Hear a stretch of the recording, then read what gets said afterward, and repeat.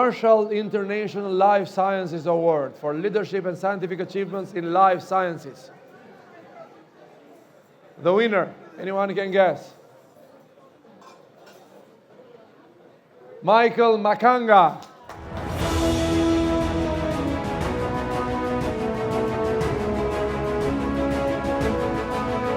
Congratulations, congratulations.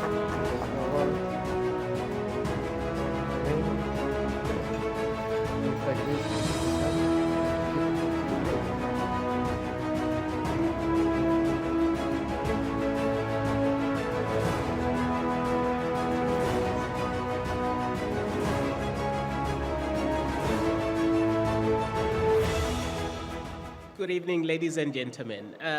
Thank you very much, Dr. Florian, for this pleasant surprise. My journey I'm an infectious disease physician, and I'm involved in global health. And I've been working in this area for the last 30 years, leading now this program, the Global Health EDCTP3, which is a program that covers 44 African countries and 19 European countries with global collaboration. I'm very delighted to receive this award and look forward to doing more in sustainable development. Thank you very much. Congratulations.